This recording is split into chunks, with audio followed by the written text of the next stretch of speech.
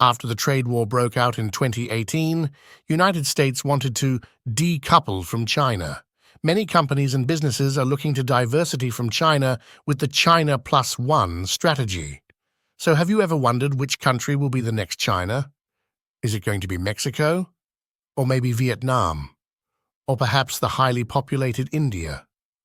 Well, to answer this question, you have to understand one thing.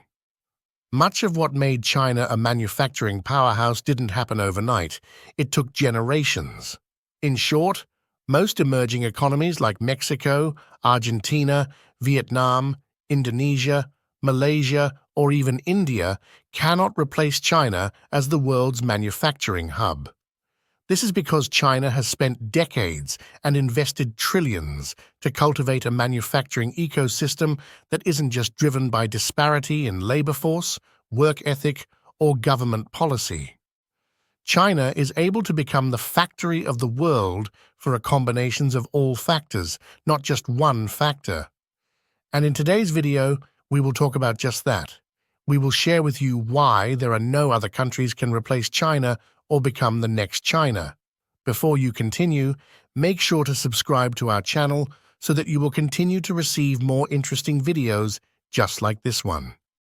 Number 1. Talented workforce.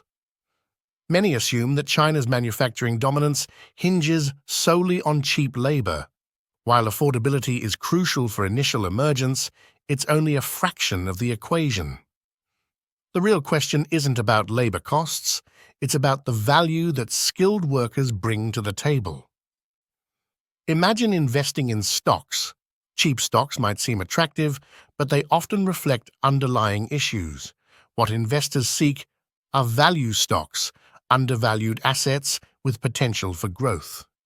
Similarly, merely having a low-cost labor force isn't enough if the workforce lacks skills, education, or operates in an environment with inadequate infrastructure and governance.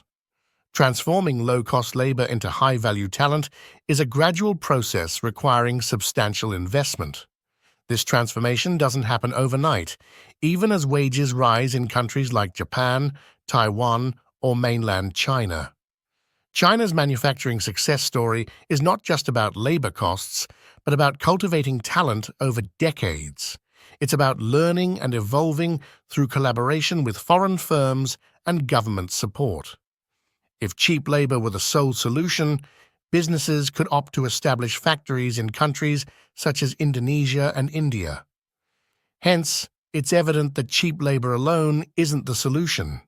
Rather, it's the talent and skills of the workforce that truly matter. As Apple's CEO Tim Cook has articulated, the focus isn't solely on cheap labor. Rather, Apple prioritizes skilled labor. There's a confusion about China that, and let me at least give you my opinion. The popular conception is that companies come to China because of low labor cost. I'm not sure what part of China they go to, but the truth is China stopped being the low labor cost country many years ago. And that is not the reason to come to China from a supply point of view. The reason is because of the skill and the quantity of skill in one location and the type of skill it is. Like the products we do require really advanced tooling. And the precision that you have to have in tooling and working with the materials that we do are state of the art. And the tooling skill is very deep here. You know, in the US, you could have a meeting of tooling engineers and I'm not sure we could fill the room. In China, you could fill multiple football fields. It's that vocational expertise is very deep. Very, very deep here. And I give the education system a lot of credit for continuing to push on that, even when others were de-emphasizing vocational. Now I think many countries in the world have woke up and said, you know, this is a key thing, and we've got to correct that. But China called that right from the beginning. Number 2, infrastructure and scale. China, renowned for its massive population, also boasts cutting-edge infrastructure. The country has made substantial investments in modern transportation systems spanning highways, railways, airports, and ports. These interconnected networks streamline the transportation of materials and products, both domestically and internationally, offering cost-effective solutions for businesses. A notable example is the evolution of China's high-speed rail network. In 2008, the nation had just one high-speed rail line linking Beijing and Tianjin. Fast forward to 2023, and China boasts an extensive high-speed rail network stretching over 45,000 kilometers nationwide. This expansion has revolutionized travel, reducing commute times, and enhancing logistical efficiency. Consequently, it has spurred economic activities and fostered growth along the rail corridors, showcasing the transformative impact of China's infrastructure development. Did you know that apart from its high-speed rail network, China is also home to the world's busiest container port? The Port of Shanghai handled over 43 million 20-foot equivalent units of cargo in 2021 alone. This port's efficiency and capacity showcase China's ability to handle massive volumes of goods, a critical factor in maintaining its manufacturing dominance. Besides infrastructure, China's manufacturing scale is unmatched, allowing for mass production at competitive costs. The country's vast domestic market, coupled with its export-oriented strategies, creates economies of scale that drive down production costs per unit. This scale extends across various industries, from electronics and automobiles to textiles and consumer goods, making China a one-stop destination for diverse manufacturing needs. Take the solar industry as an example. China has installed more solar panels than the United States has in its history. It cut the wholesale price of panels it sells by nearly half.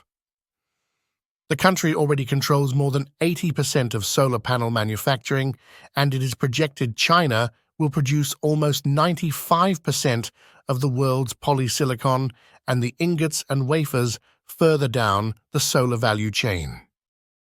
Number 3. Favorable policy and support from local government. In some emerging market countries, governments have put in place policies that encourage the growth of manufacturing ecosystems, while others have not been as proactive.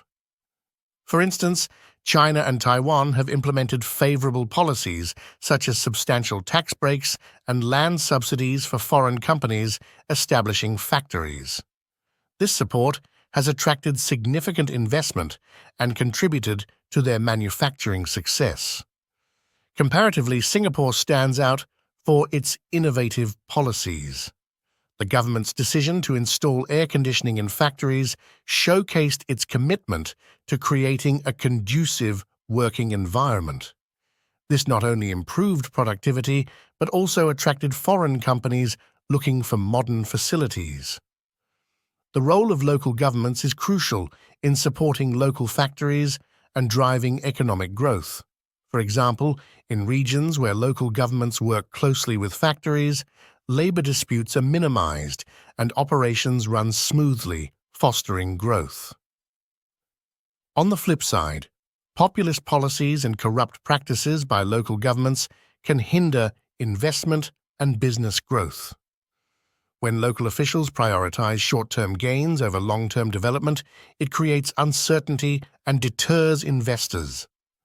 One example is India's first high-speed rail project.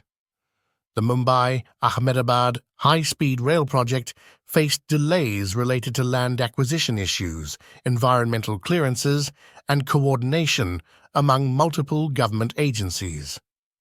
The process of acquiring land for the project, especially in densely populated areas, encountered resistance from local communities and required extensive negotiations and legal procedures.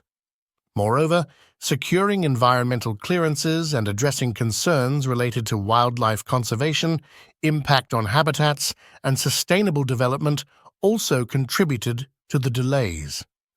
Additionally, Coordination challenges among different government departments, including railway authorities, state governments, and central agencies, further slowed down the project's progress. So, who will replace and become the next China? Together, these elements form the foundation for a flourishing manufacturing ecosystem. Favorable policies, dependable infrastructure, and a skilled workforce act as magnets for foreign companies, enticing them to establish local manufacturing facilities. Over time, the domestic economy benefits from the knowledge and expertise brought in by these foreign investors, enhancing the skills and education of the local workforce. Gradually, domestic talent and capital can supplant foreign expertise, facilities, and investments.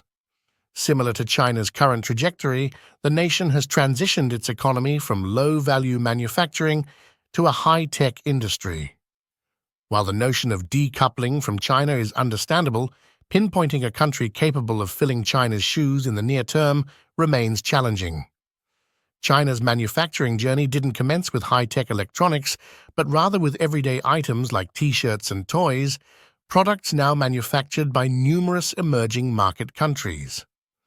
However, the conditions contributing to China's manufacturing dominance, including its vast scale and hybrid economy management, are unique and unlikely to be replicated elsewhere in the short term. Despite occasional buzz about decoupling, exemplified by Foxconn's challenges in India, China's role in global manufacturing, particularly for high-end and value-added products, remains pivotal. Nonetheless, there will likely be some offshoring, with certain emerging market countries poised to benefit more than others. These countries typically resemble a mini-China, boasting substantial local manufacturing capabilities coupled with global distribution networks. The pertinent question revolves around which of these countries will evolve to mirror China's trajectory. However, it's important to acknowledge that none of them will become the next China, as China's manufacturing landscape is irreplaceable. What are your thoughts on this topic? Feel free to share your insights and opinions in the comments below. If you found this content valuable, please consider liking and subscribing to our channel for more informative updates and engaging videos.